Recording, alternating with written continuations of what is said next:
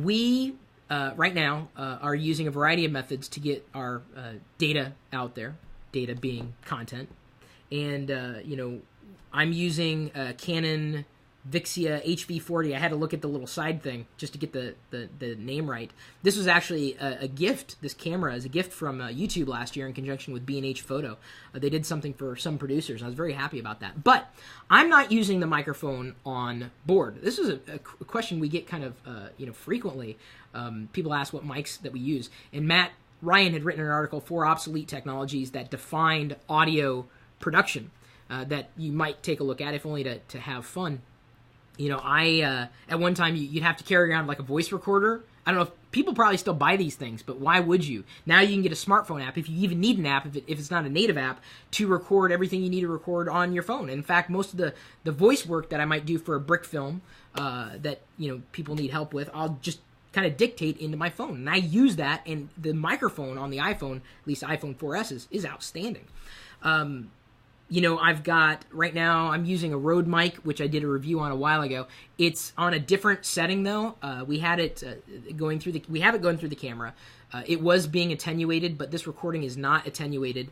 I use an Audio-Technica, an AT2020 as a USB desktop mic. I've talked about the Yeti before for, a lot of the audio production that, we might want to or need to do. But when it comes to audio, some people cut their teeth on these things called reels. When we say tape, I still talk about taping something, even though tape doesn't exist. Honey, have you ever owned a VHS tape? Yeah. Yeah, good, thank God. Have you ever owned a cassette tape? You're going to make me cry, aren't you? I barely remember. Barely remember. There's actually a photo going around. It says it has a cassette tape and a pin underneath it and said, tell me the relationship. The answer to that is you'd have to stick the pin in and twist it around to either fast forward or rewind when you didn't have a controller. So Matt goes into talking about reel-to-reel, something called, and I had no idea this even existed, Fidelipack. Then, of course, the cassette and the phonograph. Audio is something that we take for granted, and some people have asked me in the past, well, Chris, what do you recommend for doing videos? And the number one thing that I recommend is having a good audio. And this is actually not my tip.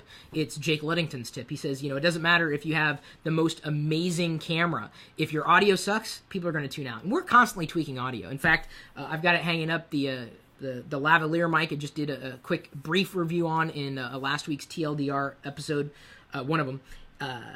We're not using that right now. I thought it'd be easier to try with the Rode so that I could, I knew I was going to be facing this direction primarily. So audio technology continues to evolve. We're surrounded by it. But sometimes it's nice to know where we used to be. Because imagine 10 years from now where we're going to be with audio technology. I mean, it's constantly advancing. We now have, it's kind of fun, unlimited tape. Laserdisc, someone at Blogo Tech. Do you guys remember any other classic audio formats?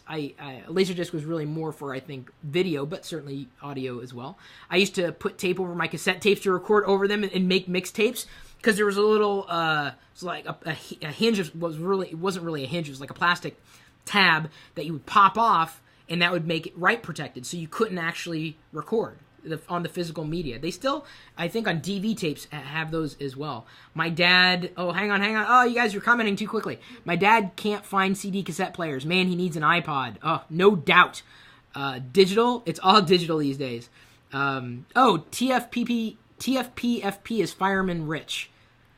Hi, Fireman Rich. One of in fact, I'm going to announce today, Fireman Rich, right now, is the Know Me of the day. He participates on Twitter and Facebook and Google Plus and beyond. Great guy. Always got his eye out for good content. And he's really, really nice. A nice guy that you guys want to start following.